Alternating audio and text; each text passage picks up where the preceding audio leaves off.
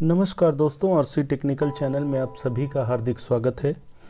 आज आप लोगों के लिए हिंदी भाषण लेकर आया हूं, जो कि आप बच्चों से भी बुलवा सकते हैं और टीचर खुद इसको बोल सकते हैं। तो बहुत ही अलग और बहुत ही अच्छा हिंदी भाषण आप लोगों के लिए आज पेश करूंगा। उम्मीद करूंगा कि आप वीडियो को लाइक ज़रूर करेंगे। पूरा वीडियो देखने के बाद आप लाइक कीजिएगा। आपसे यही निवेदन है, अगर न पसंद आए तो डिसलाइक कर दीजिएगा। साथ ही आपसे क्षमा चाहता हूं कि अगर कोई भी त्रुटि इसमें हो तो आप ज़रूर कमेंट के माध्यम से बताइएगा। हमारे लिखने में त्रुटियां हुई हैं, केवल ये रफ किया गया है, तो मैंने सोचा बोल करके जब बताना है तो उसको बहुत स्टैंडर्ड लिखने की ज़रूरत नहीं है। तो ये 26 जनवरी के अवसर पर बहुत ही बेहतरीन भाषण है। आपको अच्छा लगे तो आप कमेंट करके बताइएगा। चलिए शुरू करते हैं भाषण। परम पूजनीय मुख्य अतिथि महोदय, आदरणीय विशिष्ट अतिथि, परम आदरणीय विद्यालय प्रबंधक महोदय, माननीय प्रधानाचार्य महोदया, पूजनीय शिक्षकगण, उपस्थित अभिभावकगण तथा मेरे प्यारे भाइयों एवं बहनों, आज गणतंत्र दिवस है और सबसे पहले यहाँ पर उपस्थित सभी को हृदय की गहराइयों से इस राष्ट्रीय पर्व की बधाई देता हूँ। 1950 में 26 जनवरी के दिन हमारे देश का संविधान लागू हुआ था, जिसके कारण हमारा देश प्रमुख लोकतंत्रात्मक पंथ निरपेक्ष गणराज्य बन गया। यह सब संभव हुआ देश के आज़ाद होने के कारण। इस आज़ादी को पाने में बहुत से महान सपूतों ने अपनी जान की परवाह न करते हुए शहीद हो गए। उन्हें चंद लाइनों से याद करना चाहता हूँ। चलो फिर से वो नज़ारा याद कर लें, चलो फिर से वो नज़ारा याद कर लें, शहीदों के दिल में जो थी वो ज्वाला याद कर लें, शहीदों के दिल में जो थी वो ज्वाला याद कर लें, जिसमें बहकर आज़ादी पहुंची थी किनारे पर, जिसमें बहकर आज़ादी पहुंची थी किनारे पर, इन देशभक्तों के खून की धारा याद कर लें।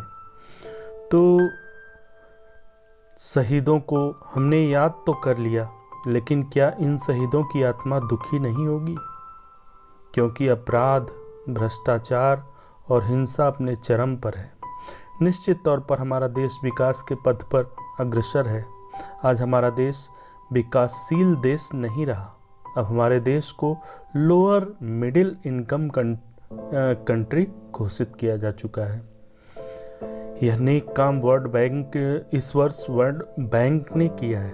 हमारे देश के लोगों को हमारे देश के लोगों का प्रति व्यक्ति आय में 7.4% की बढ़ोतरी हुई है। इस वर्ष अब हमारे देश का प्रति व्यक्ति आय जो है 93,293 रुपया हो चुका है, प्रति व्यक्ति आय सालाना आय।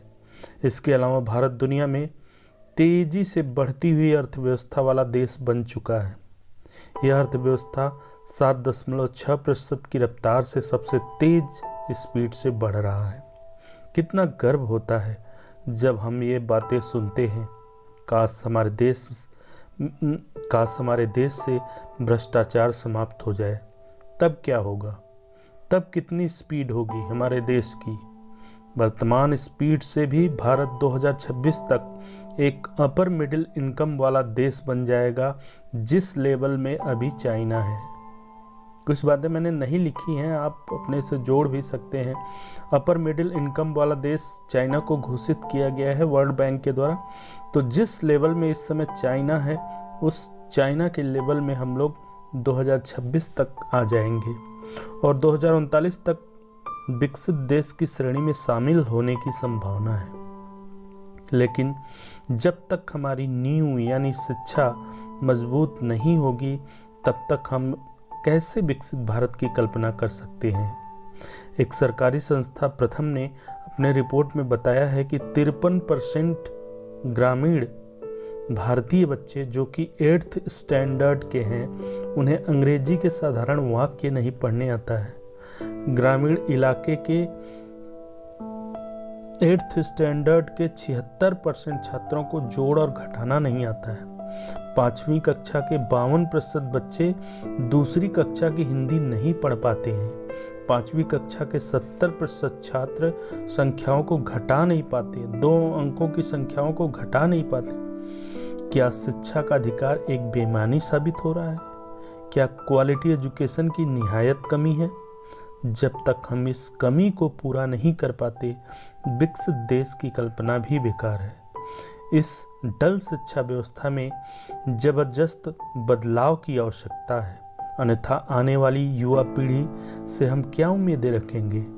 जरूरत है हमारे देश के इन बच्चों के भविष्य को संवारने की, तभी हमारा देश विकसित देशों के कतार में खड़ा हो पाएगा।